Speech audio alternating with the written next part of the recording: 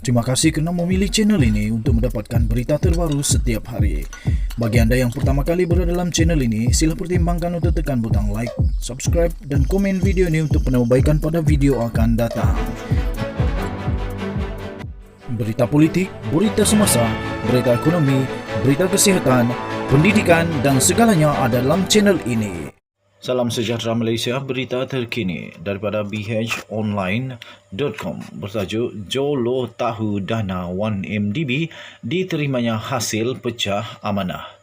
Berita penuh. Syarikat Pelaburan Strategik Wan Malaysia Development Berhad 1MDB dan anak syarikatnya menegaskan ahli perniagaan kontroversi dalam buruan Loh Teck Jo atau Jolo mengetahui dana syarikat itu yang diterimanya dilesapkan atau dipindahkan melalui tindakan pecah amanah antaranya oleh bekas Perdana Menteri Datuk Seri Najib Tun Razak. 1MDB yang menjawab pernyataan pembelaan Jolo dalam kes saman yang difailkannya terhadap lelaki itu dan ahli keluarganya berkata defendant pertama iaitu Jolo adalah proksi dan rakan sekutu Najib yang pada setiap masa menjadi pengarah bayangan 1MDB kerana pengarah syarikat itu biasa bertindak mengikut perintah dan arahan iaitu Najib Razak. Syarikat itu berkata, susulan daripada itu, Jolo juga adalah pengarah bayangan 1MDB dan pemegang amanah konstruktif terhadap wang berkenaan. Katanya, mereka mempunyai bukti menyokong tindakan saman terhadap Jolo bagi menuntut wang itu dipulangkan kepada 1MDB yang akan dikemukakan pada perbicaraan kes saman itu nanti.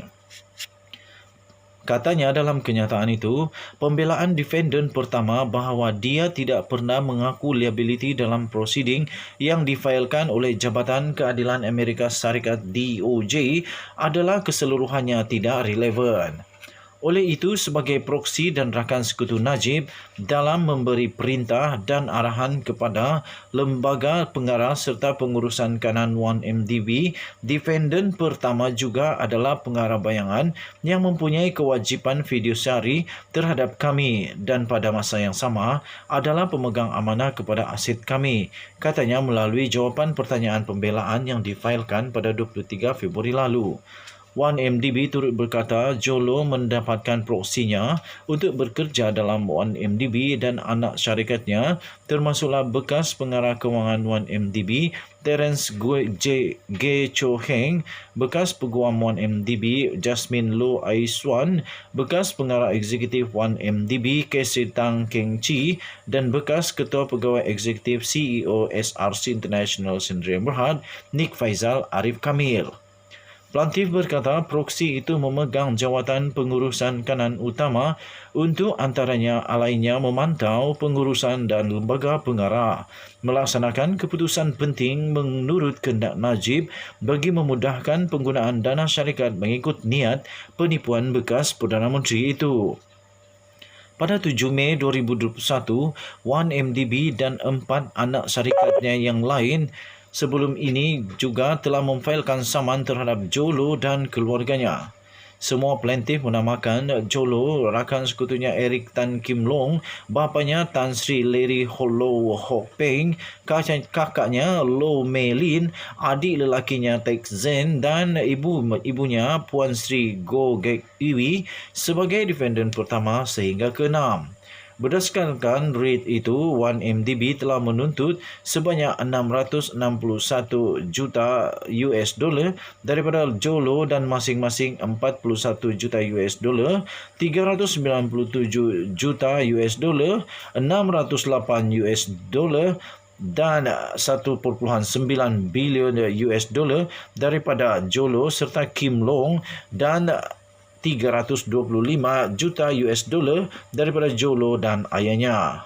1MDB Global Investment Limited pula menuntut sebanyak 630 juta US dollar daripada Hok Peng, Jolo dan Kim Long serta 2 juta US dollar daripada Teck Zen, Jolo dan Kim Long.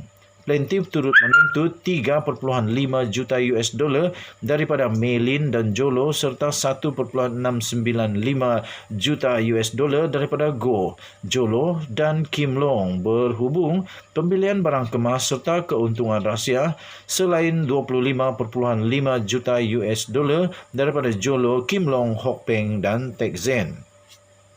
Jolo menjawab tuntutan 1MDB pada 26 Januari yang lalu berkata beliau tidak bertanggungjawab terhadap penyelewengan dana 1MDB dan menegaskan tidak pernah menjadi pengarah atau pemegang saham dan bukan ahli lembaga pengarah atau sebahagian daripada pengurusan 1MDB. Katanya beliau tiada kedudukan dari segi undang-undang untuk mengawal 1MDB dengan mengarahkan atau menyebabkan pemindahan dana syarikat itu seperti yang didakwa. Sekian berita, salam sejahtera Malaysia. Malaysia kita punya. Cintai Malaysiaku, kita jaga kita. Jangan lupa tekan butang subscribe, like dan share. Bye-bye.